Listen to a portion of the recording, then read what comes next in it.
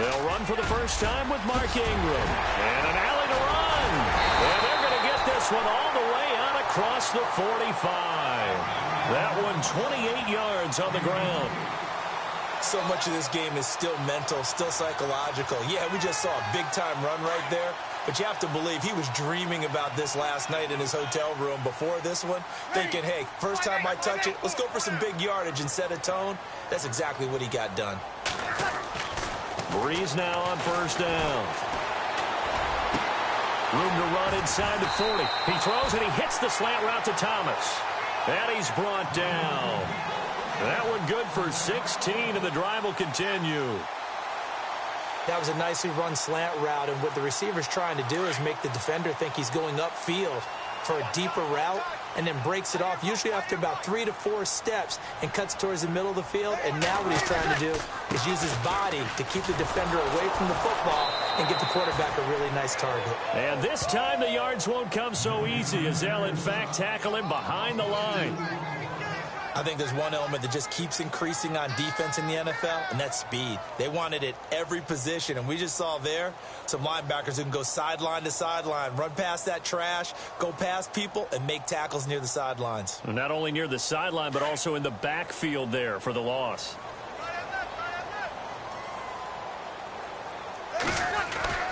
On second down, here's Breeze. And this is a catch by Ted Ginn. And he'll work it inside the 30 to the 29-yard line. They'll wind up getting 10 back as that sets them up for third down.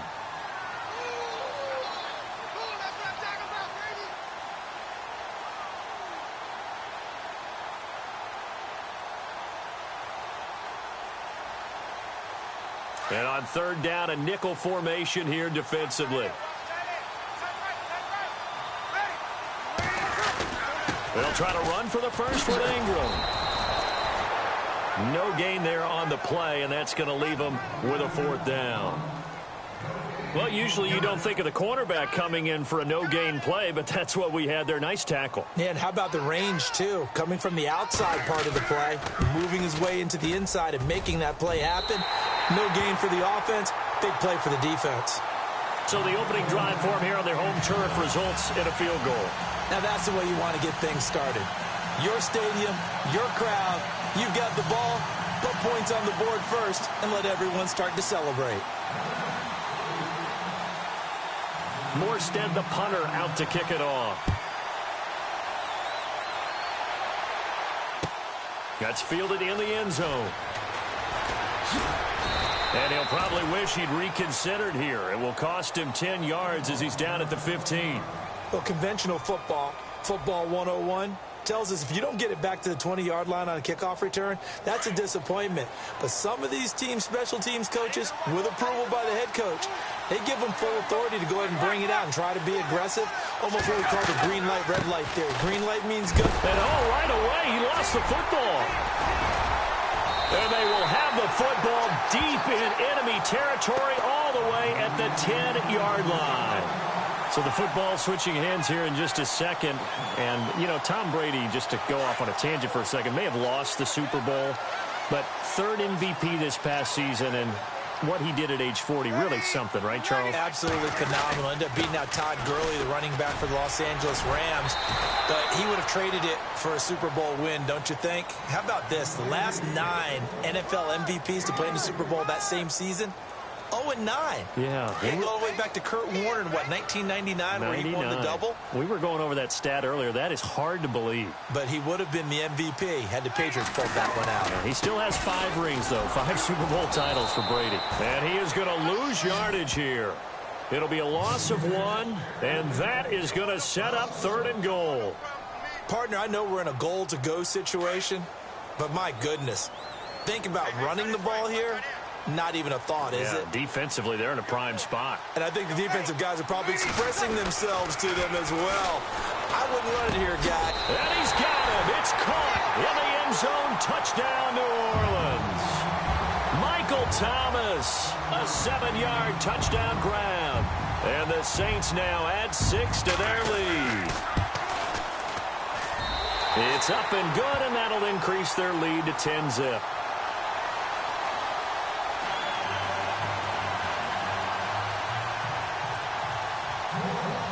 Morstead, the punter, out to kick it off. That'll be taken in the end zone. Miami's offense getting ready to come back out onto the field. Take a step back, Charles. You look at the Dolphins in 2017. Look, they were 10-6 in 2016. Many people thought, wow, here we go. 2017 high hopes. They limped to a 6-10 finish, however. Yeah, and you use the word limped, and it started with the injury to Ryan Tannehill, his knee in preseason, in camp, and then they decided to bring in Jay Cutler. That didn't work the way they expected to work at the quarterback position. Jay Ajayi was a Pro Bowl, well over 1,000-yard runner the year before. The chemistry wasn't right. He gets traded to Philadelphia midseason. And Jarvis Landry, over 100 catches this year, but yards per catch, well below 10 yards. So when you add it all together, not what they expected on the offensive side of the ball. Running, it's Drake. And he will lose yardage here back at the 23-yard line. So he loses 3 yards there. Now 3rd down. Wow, that play got shut down in a hurry. As soon as the snap came, you could see defensively they were just closing in. That was going nowhere. Yeah, you count on your offensive line to give you a little bit of space, a little bit of time so you can make a move. There was none there for him.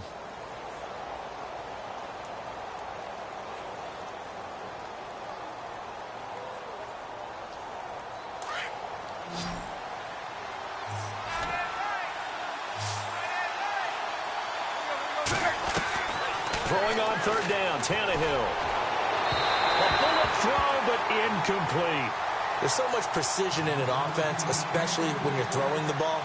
And in an out route, plenty of it. How about the quarterback hitting his back foot, ball's out of his hands, receiver making his break, making his cut. He's got to time up perfectly. Not always easy to do. Just let him a little too much. Yeah, I remember back in the good old days, I was talking to a quarterback, and he said everything they did was like... And the Saints pressure gets him. Brought down for a sack. Alex Okafor.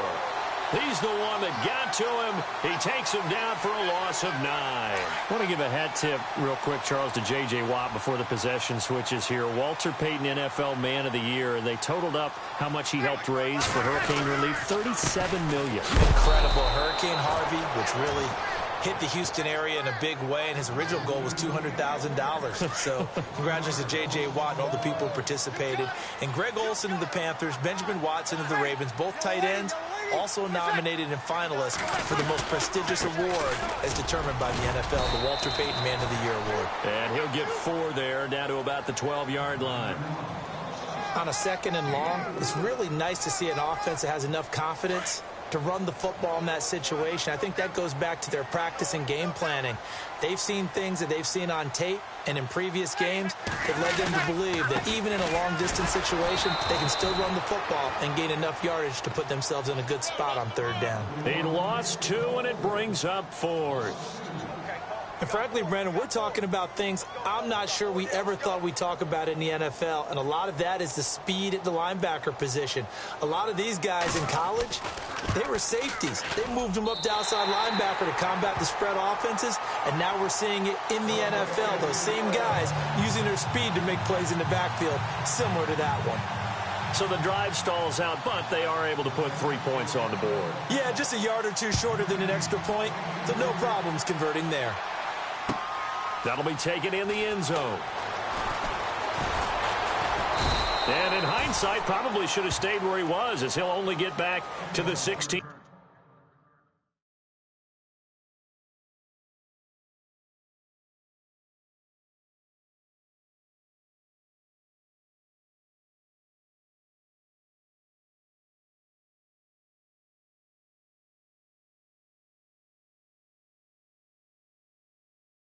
Yard line.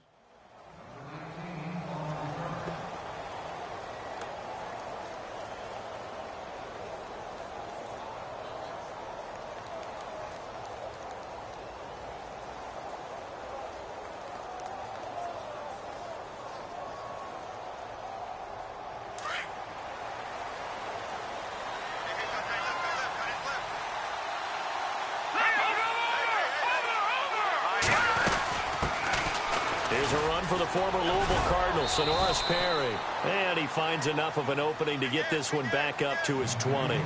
It's a pickup of 4, and it'll bring up 2nd down. Tough running there. That's a hard-earned 4 yards. Yeah, those are the unsung kind of runs. They don't fill up the stat sheet, but they do set you up in good position on second down. Hurry up, here we go. Green, 32 seconds. They keep it on the ground again. It's Perry. And he's going to lose yardage here. Back to his own 18. They'll wind up losing 3. And now it's third down. When you're putting together a formula for winning defense, it's exactly what we're seeing in this game. Controlling the line of scrimmage, attacking, and changing everything so that now they're playing in the offense's backfield. They're playing an excellent game. It'll be a pickup of 16 and a Dolphin first down.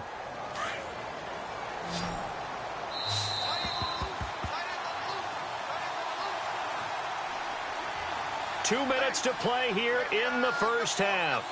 We're back to New Orleans after this.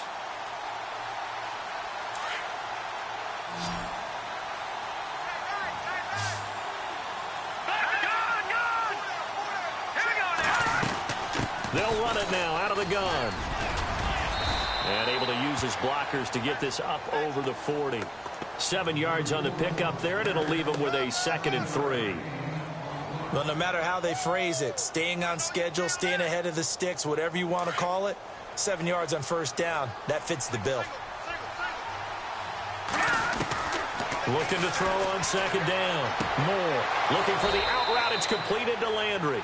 The Dolphin passing game rolling here. They've got another first down. He is, by the way, Jarvis Landry, the man who led the NFL in receptions this last year, 112 of them. The only issue for him, because he did put it in the end zone 9 times, and people fear him as a running back after he catches the ball, he only averaged 8.8 yards per catch, and that's really down for him.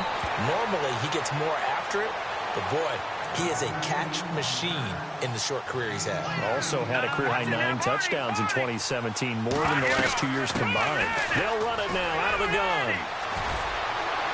And he'll be a little shy of the 25 here at the 26-yard line. It's an 8-yard pickup and leads to a new set of downs. I'm okay with the call there. In fact, I actually like it. I know they're down a couple of scores, but the running game worked in that situation. I would continue to go in that direction.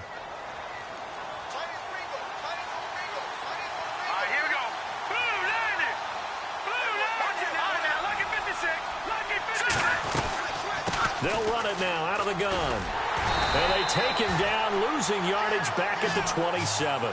That's going to go as a loss of a yard, and it'll be second down. With the struggles we're seeing up front for the offense today, they've got to think about changing up their play calling. Some screens, some draws, some quick-hitting plays in order to try and supplement the run game. You don't totally abandon it, but you try and give it a little bit of help. They'll run it now out of the gun. And he's going to bring this one down to right about the 20-yard line. And a stoppage here, a timeout before this third down play takes place. As they'll stop it with 27 seconds remaining here in the second quarter. Here comes play number 9 now as they come up on a 3rd and 3. From the gun, Moore. And he finds Stills, complete. And he will have the first down before he's tackled at the 12. 8 yards on the pickup there, and it moves the sticks. Here's Moore on first down. The quick slant caught. Now a timeout taken. Perhaps a chance for one more quick play and then another timeout if they hurry. We'll see. Well, just play after play after play on this long drive for the offense. They come out with one back and 3 tight ends. His pass caught at the 4. And he will take it in for a Dolphins touchdown. A great play there in the final seconds of the first half. And the Dolphins able to get this back within a touchdown. Cody Parkey is on now for the point after. And that'll make it 13-7.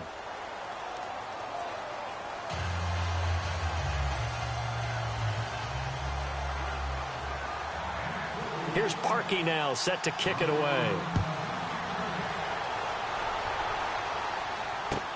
That's fielded in the end zone. A nice little juke. Gets around him.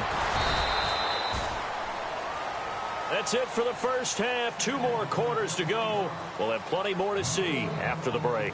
Welcome back. Halftime over. We are ready for quarter number 3. Alongside Charles Davis, I'm Brandon Gaudin. So both teams have their marching orders, and we'll get going again here in quarter number 3. That's fielded in the end zone. And a nice job there as he gets this one up just shy of the 35-yard line at the 34.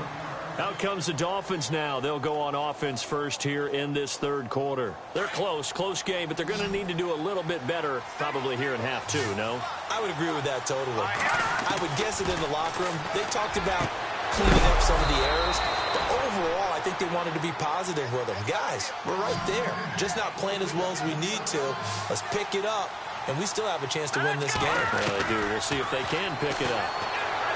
Moore now throwing for his running back, and he's got him complete. A 10-yard pickup, and it's enough for a Dolphins first down. So many times you hear today's NFL described as a space game. Get your best players into space with the football in their hands. That's why sometimes you swing it out to your runner, get him out in the flat, and let him have a chance to make people miss an open field. Back-to-back nice gains. That one for 14 yards and another first. At this stage of the game, the run-pass numbers are a little bit out of whack because most of the yardage has come through the air.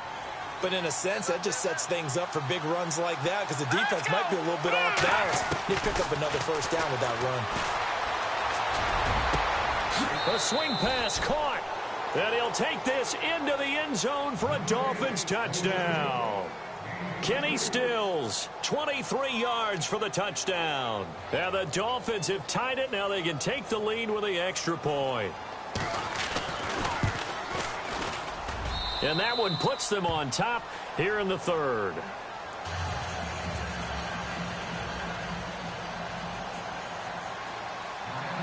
Here's Parkey now, set to kick it away.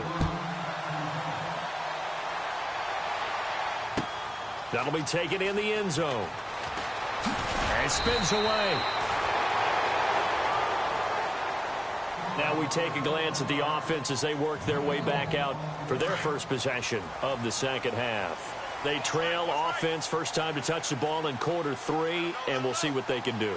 And I can't wait to see what they have planned because some teams script to start a half. Other teams just go, okay, these are the sequence of plays we want to run. These things worked well for us. And sometimes they throw in that big chunk play right away. Shocker. Try and get after them early and try and create a big play to give themselves some momentum. See what they have up their sleeve. Throwing on first down is Breeze. And that is caught on the right sideline, but out of bounds, says the line judge. The throw took him a little too far. It's second down. I know our vantage point might be a little bit better way up here, but that looked like an ill-advised throw to me. I didn't see anything open, and this play just didn't look right from the beginning. It did not. I thought he might get outside and just chuck it away. Dangerous pass, incomplete. And now running right through him. They'll give him 8 on the play, and they're going to face a third down. And a nice gain and a broken tackle along the way, and really we shouldn't be surprised, should we? That's what runners do, especially the best ones. They break tackles and gain extra yardage. Breeze looking to throw on 3rd and 2. And this is caught at the 20. And he'll be marked down deep into Miami territory.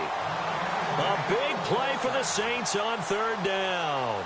41 yards.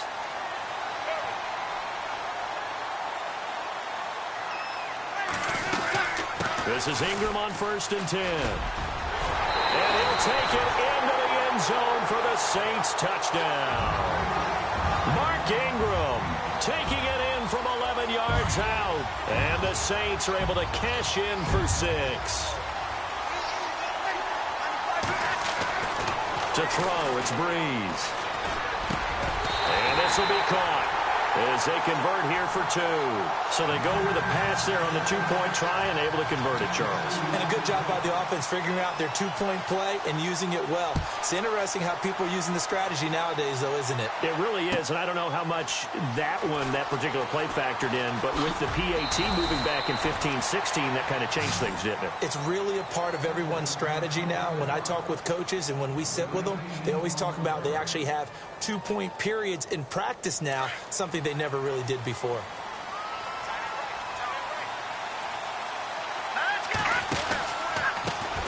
Now Perry, and he'll get only a couple up to the 22. Well, he was looking for some running room, and there wasn't a whole lot of it there on that play. I think he was lucky to get a couple of yards out of it because those defenders, they were rallying to the football pretty quickly. See if they stay on the ground for 2nd down. Now Moore, operating from the gun. And Stills over the middle. And he'll be taken down, but not before he gets into enemy territory. A gain of 32 that time. Usually hitting a deep post pattern, as we just saw there for a big gainer, that's tough to do because you usually have a safety or two in the middle of the field.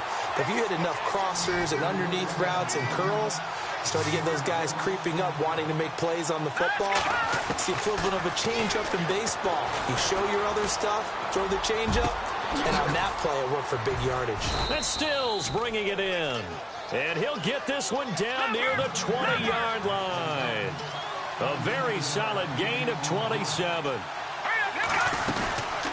They'll run it now out of the gun. And down inside the 15, shy of the 10. They get 10 more there, and I believe that'll be enough for another 1st down. It will. Absolutely love the run right there. This guy's known for his quickness, but also for his speed. And he's able to get to the 2nd level almost before you blink if you give him any type of blocking.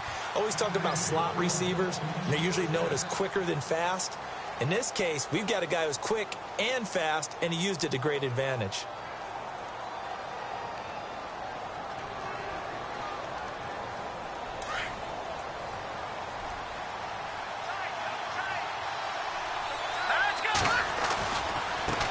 They run with Perry.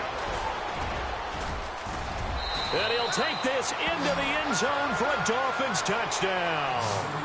A great effort there. His 2nd touchdown of the afternoon. And the Dolphins are an extra point away from tying up this football game. And an important one that is, as we are tied now early in this 4th quarter.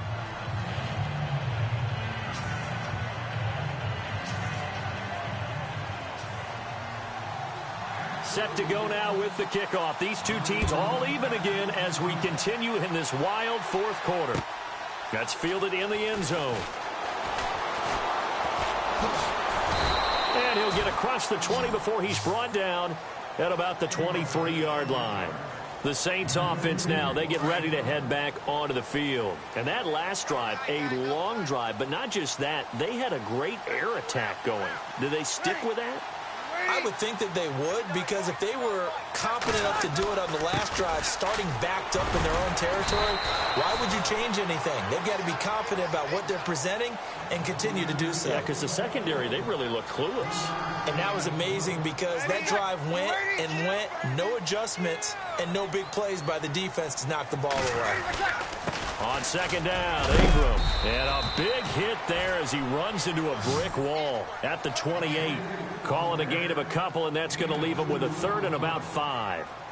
The Saints on 3rd down. They've hit 2 for 4 thus far. This will be 3rd and 5. Partner, we know today's NFL is really built around the guy throwing the football.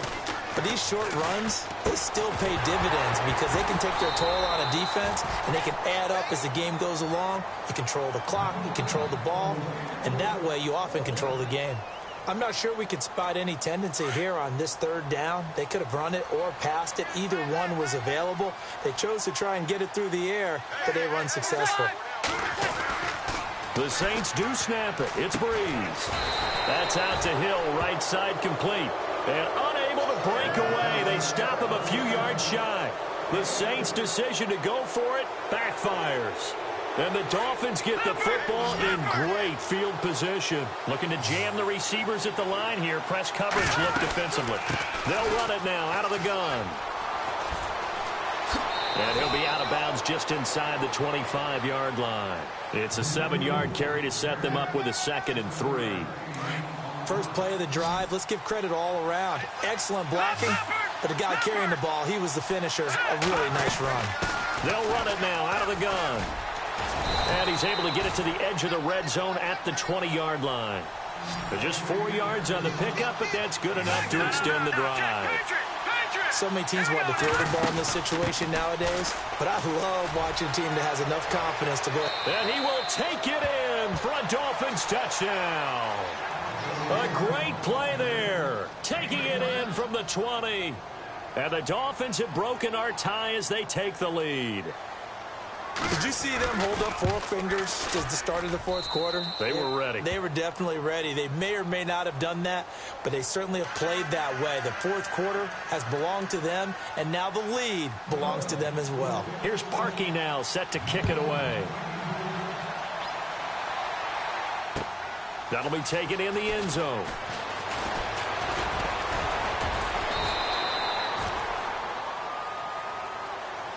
The Saints coming out now to take the field.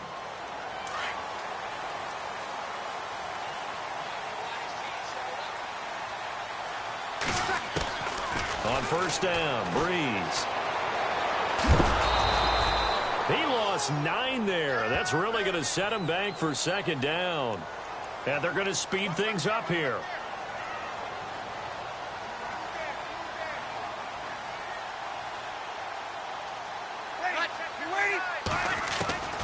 Breeze to throw on 2nd down. Coleman has it here right side. A really good pickup of 28 yards. Working the sideline there. Good route, good catch. First down, and he gets out of bounds. Now you have to like the play calling because you have to run some guys down the middle of the field to draw some of the defenders away. They can't just let them guard the sideline exclusively. That's how it's going to work. Sidelines and then completions to use the clock. And he's going to be out of bounds, but able to take it inside the 40-yard line. That one goes for 24 yards. So this offense really needs to make something happen here late in the 4th with the football. On 1st and 10, here's Breeze. And no escaping this time as he'll go down. They got him for a sack. And Ndamukong Suh coming up the middle, gets him there for a loss of about 9. Now Breeze throwing on 2nd down. Oh, he's got a little daylight. And he'll take it down shy of the 45 at the 46. Just a 1-yard pickup on the play. And they're going to face an uphill battle here on 3rd and long. They don't need to run another play here before the 2-minute warning. Let's see if they do it anyway. On 3rd and long, it's Breeze. The catch made over the middle by Ginn. And he's got the first as they'll bring him down at the 28-yard line. Time for a break. We'll come back for the electrifying conclusion after this. Breeze now on 1st down. That's caught. It's Thomas. A good pickup there, 26 yards. And now with 1:52 to go, we get another pause in the action. A timeout here defensively. 2 big plays in succession. Not sure this D knows what hit him, but now they got to get ready. It's 1st and goal.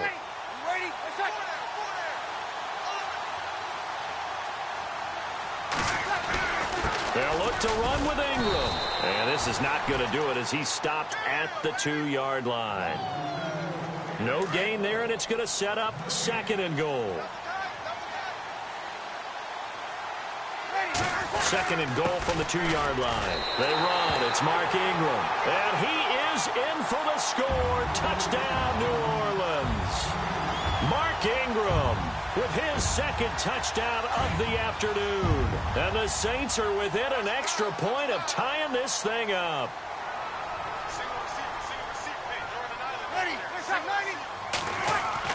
They'll look to throw. And it is caught. They got the 2 points, and with it, they've taken the lead.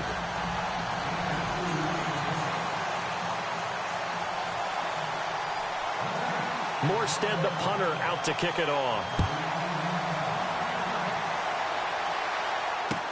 That's fielded in the end zone. And he's able to get it across the 20, but not by much, as he's marked down at the 21-yard line.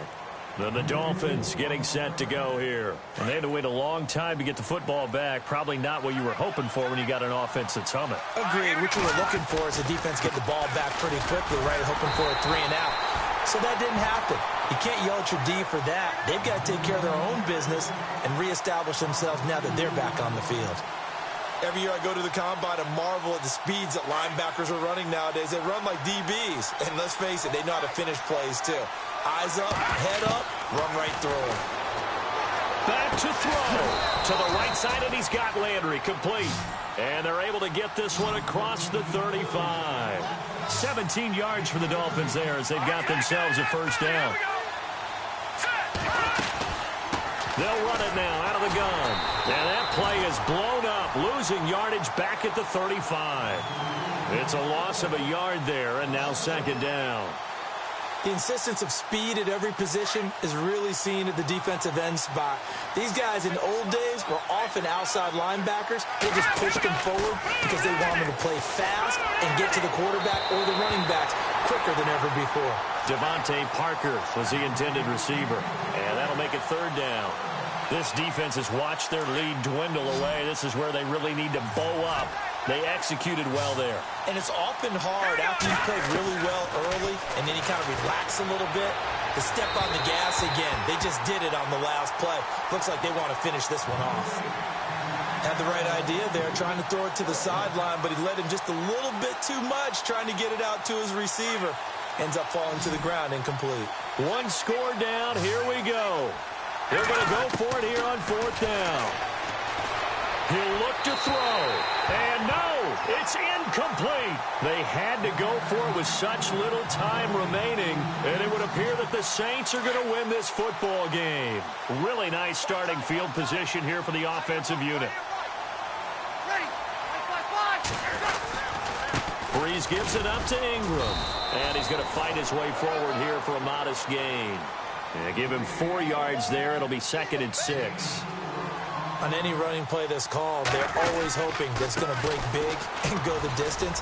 But when you get a nice game like that, you're able to do so many things anyway. You can come back and run essentially the same play again, continue to move the ball on the ground, or you can decide to throw the ball now because usually you have the defense back on its heels.